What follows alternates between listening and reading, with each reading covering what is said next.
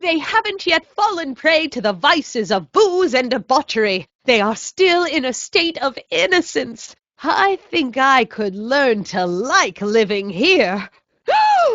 But who's this? Who? Who? This big lout swaggering up the street, lips curled in an insolent sneer. He's a newcomer to Hill Valley. Beauregard. Beauregard. Tannen. Yes! Good guess. Look at him, acting like a big shot, throwing his money around. Stolen money, no doubt. Why can't they see through him? The two-bit phony! And now his plan becomes clear. He's bought a plot of land in town. He's going to put up What? I don't know. It's something I don't like. Something evil. This is the key to our mystery. We've got to get her memory back in the groove. A saloon? In Hill Valley? Oh, he can't do that! Grandpa, you can't let him do it! You can't let that snake ruin paradise! Well, if they're all too blind to stop him, I'll just have to take the law into my own hands. I'll make sure this sinful establishment never opens its doors. I don't know what I'll do, but I'll do something. Something very conclusive. No, you're doing it all wrong. It'll never burn like that. Young man, you've just given me an idea. First, we'll need some kerosene. Apply it liberally to the building site. No sense in being parsimonious. And now, watch. Isn't it beautiful? The devil's handiwork consumed by the fires of righteousness. Burn, you sucker, burn! She was never this passionate when we were dating. Edna! Hill Valley destroyed by fire started approximately 2 a.m., July 17th, 1876. Is there anything you can do to refresh her memory? It looks a bit like grandfather now, but he would never have walked around bareheaded. It's locked. Wow. If the Citizen Brown Edna could see the way Desert Edna lives, I think she'd be shocked. When's the last time she cleaned up her yard? 1890? What's that? Who's there? I've already got an alarm system. Thanks. You've got a nice cactus here. Quit beating around the bush. Edna's grandfather, Marshall Strickland. That's the same picture I saw in Edna's apartment, way back, in the future. I never noticed before, but Marshall Strickland looked a lot like Vice Principal Strickland, only with hair. Cool. Too bad it's all burnt. An old saloon sign. Yeah, I can wait. I've got a pretty good idea what kind of business a Tannen would put up. I brought you this. Already got one. Help me out here, Danny. Don't talk to him. I won't have you spreading stories about me. Can't you move a little faster, Danny? He'll never catch me in this car. It's about to do something unbelievable. Looks like a Strickland to me. Like my little brother, perhaps, but not like my grandfather. Grandfather was much more shaggy, but not like a Marshall. Maybe you pushed the saloon down. Oh, don't be ridiculous. Mary Pickford. I don't suppose the flux capacitor still works. I build my parts sturdy, but not that sturdy. I hate to see it like this. I wonder what's cooking. Well, what did you bring me? Ouch! Hey, she's your granddaughter. You do something. She's got a point, Marshall. You could have run Tannen out of town and saved us all a lot of trouble. I'm guessing this mop doesn't get much use. This hat doesn't frame her face very well. Were you expecting anything, in particular? I wasn't expecting you. Better not talk to her directly. It'll break the spell. Please, Marty, don't interrupt the trance. This is Emmett speaking. It's October 13th, 1931. No, Edna, no yard. What? Here's something that'll make you remember. Remember what? I don't like to remember. Who are you? What are you doing in my yard, you hooligan? Yes. Oh, yes, something big. But what? And something's about to happen. Maybe this'll take you back. Stay in the moment, Edna. Back where? I don't want to go back. I don't need to do that again. Not bad. Nice fit. A blacksmith sign. I wonder if it's from Doc's old shop. Yeah, he's all grown up. Come closer, fella. I know, Doc. We met him in 1885. Remember? Well, now you two look at my lost. Hey, what on earth is that thing? We're looking for Hill Valley. Well, which is it, a hill or a valley? I can't help thinking we've met before. I'm Sonny Crockett, and this is Carl Sagan. I can't help thinking we've met before. I'm Michael Corleone, and this is Carl Sagan. I can't help thinking we've met before. I'm Harry Callahan, and this is Carl Sagan. Can't say the names ring a bell, but that don't mean nothing. I run into heaps of folks in my line of work. After a while, they all start to run together. Name's McFly. Willie McFly. Only slightly. Did your son just marry a Canadian saloon singer named Trixie? Artie? Pshaw, that boy ain't got nerve to ask a girl to the church social. You acquainted with him? Where exactly are we? We're a little lost. Furthest point of my rounds, that's where you are. About 25 miles outside of Hayesville. Take a wrong turn, did you? In a manner of speaking. Tell us. Oh, we're just passing through, we hope. Then whatever it was must have happened at least 45 years ago. We gotta go back to the past and fix it. But how? Just as I suspected. When did Hill Valley go away? What happened to Hill Valley? Did someone make Hill Valley disappear? Oh, heck, I don't know. That was all before I was born. Scary Mary. Sorry, fellas, but I'm pretty sure she won't talk to you. Why wouldn't she talk to us? I think she'll talk to me. I'm pretty good with women. The thing of it is, guys, Mary's older than dirt, but she's also a little tetched, if you catch my drift. She doesn't like strangers. Could you help us with her? I'm sure we can handle her. We'll be very polite. Please, we gotta see her. Well, okay, if you insist. Take a right turn just after the bridge, then follow the wheel ruts till they come to an end. You'll have to go the last quarter mile on foot. Good luck, and don't say I didn't warn you. It was great getting to know you. Here's the story. Black and white and red all over. It's not staying in the saloon, is it? It's spreading to the other buildings in Hill Valley. Oh, What is it, Edna? Is it the fire? my intentions were pure. It wasn't supposed to happen like this. Did I lay it on too thick? Oh, hooligan. I'm a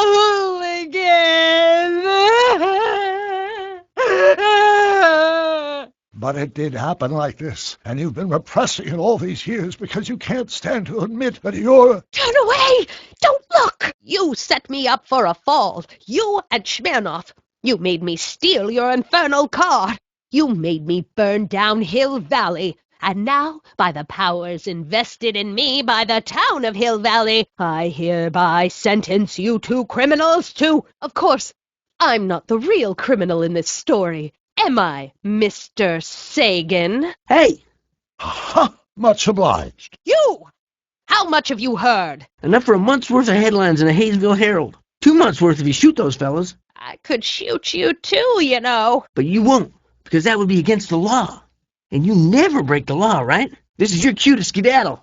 Who are you? Hey, Marty McFly, Harry Callahan, Michael Corleone, Sonny Crockett, Yakov Smirnoff.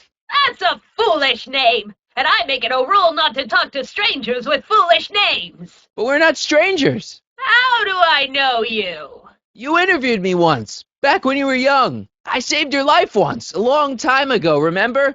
Kid Tannen had you tied up. You tried to have me arrested once, a long time ago. Remember? I guess that didn't go so well. Of course she doesn't talk about the past, because there's something in her past she's trying to forget. But we're going to pry it out of her. Go ahead, knock on the door again. It's me again, your old friend. We spent the day together. We did?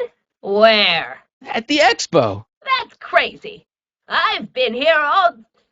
What day is it? October 13th, 1931. October 13th. Something funny about that date. Well, what are you here for? It's a classic case of repressed memory syndrome. Once the mental dam is broken, the subject is immediately plunged into the midst of the very scenes she's trying to forget. Right. It's imperative that we talk to her. Can you direct us to her? Well, that's what we all call her. Lives a couple miles from here. I make a monthly drop at her place. She's a fiend for news. Takes all the papers in the county, never throws one away. Say, if there's anybody who could tell you what happened to Hill Valley, it's her. Not a very friendly sort. Doc, that was Edna. Edna Strickland? Impossible. Nobody much cares to settle around here nowadays. My dad tried to buy a farm in this area years ago, but he got run off by Scary Mary. I got a notion I'll be kicking myself for sending you up there. Can I drive? Mary Pickford. It's an experimental vehicle. Pay it no mind. Look, maybe you can help us. No, it's a town. It's a town called Hill Valley. Hill Valley, a town? Say, I think I once heard that there was a town here a long time ago. Don't know much about it, though. Oh, get out! Get out! Get out! Don't upset her, Marty. Sorry, I guess this isn't the right time to be burning things. Talk about a watering hole. You know, I don't think I ever asked you why you burned down all those speakeasies. Why? Because no one else was doing anything about them. Now, where would she pick up a fake name like that? I have no desire to see inside her bedroom. Quick, Marty. We've got to find a way to push the story along before she snaps out of her reverie. How many times I gotta tell ya, I don't talk about any time but today! What do you see? This vehicle has sustained some serious damage. Way to stay focused, Doc. Him! Who him? Him who? I brought you him. Stole! I never steal! I'm a law-abiding citizen. Still, there is something familiar about those features.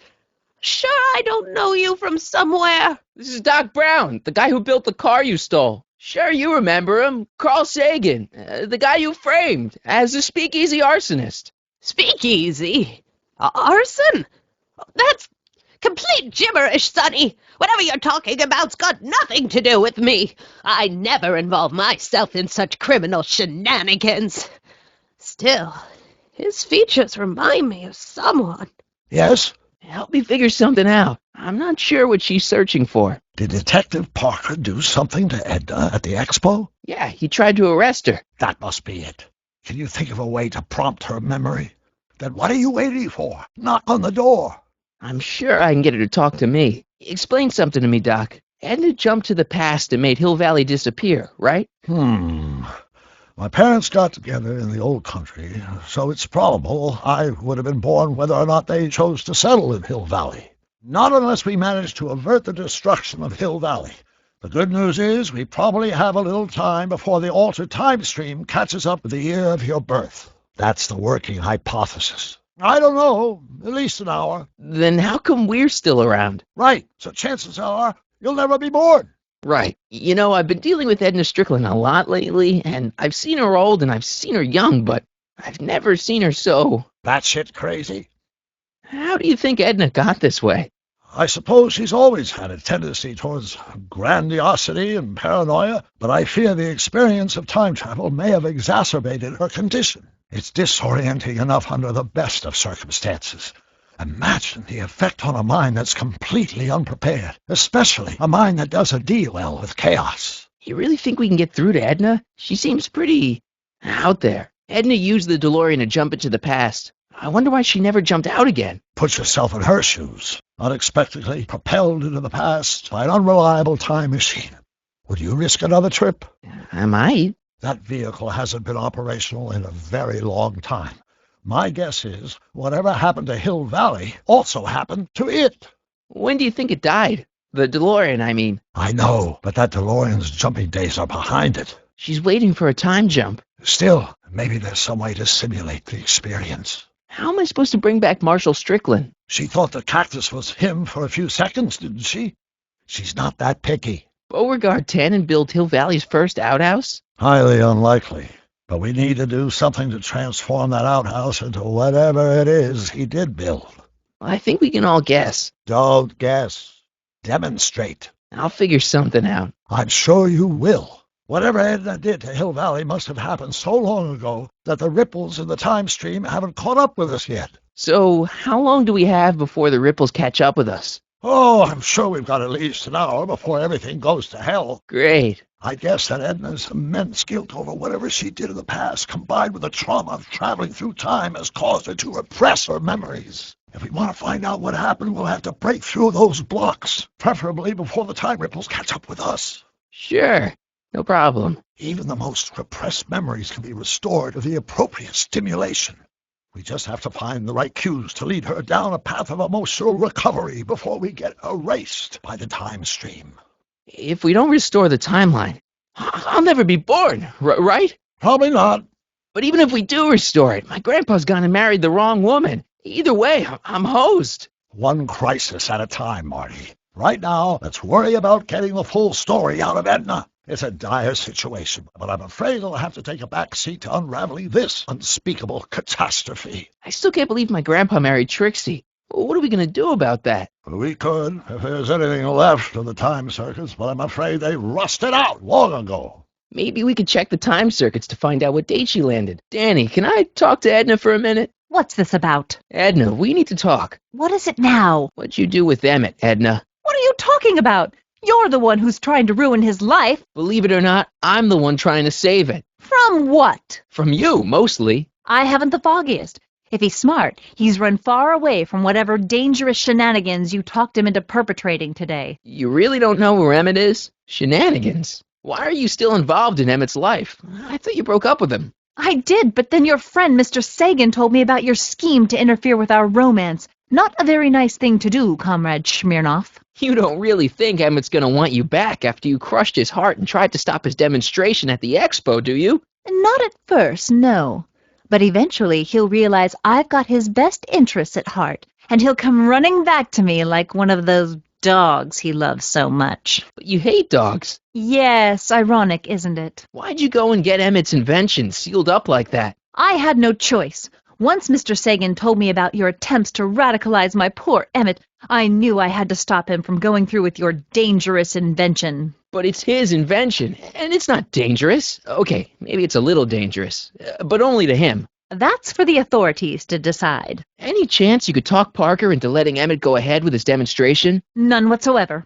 And as long as I'm here, that contraption of yours is grounded. Did Carl tell you I was a speakeasy arsonist? No, but it's written all over your anarchist face. You know, Kid Tannen thought you were the arsonist. As if the word of a degenerate criminal like Tannen holds any water in this town. Now that I think of it, didn't Einstein retrieve one of your shoes from the site of the first Tannen arson? The one that landed Doc in jail in the first place? My shoe? I'm not missing a shoe.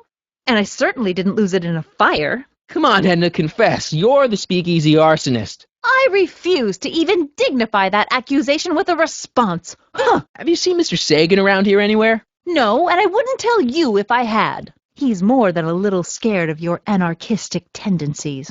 Okay, this is pointless. I've got to find Emmett. Stay away from him, you anarchist hooligan. I haven't got time for this. That's funny. Soon Emmett and I will have all the time in the world. Come on, you know I'm not the arsonist. I know no such thing. Why's Parker so willing to do your bidding? Well, the good detective knows that he owes his current rise through the ranks to my reporting on his behalf. Oh. He also knows that I could just as easily pen an exposé about his previous nights of drunken debauchery and evidence tampering. You're blackmailing him? Reporters don't blackmail, Mr. Smirnoff. We look out for the public interest. Hey, Emmett, mind if I talk to your ex for a minute? Be my guest. I'd like a couple minutes of quiet. Go ahead. It'll give me a chance to rest my ears. Could you? The detective and I need to have a rational conversation about my invention. Are you implying that I'm irrational?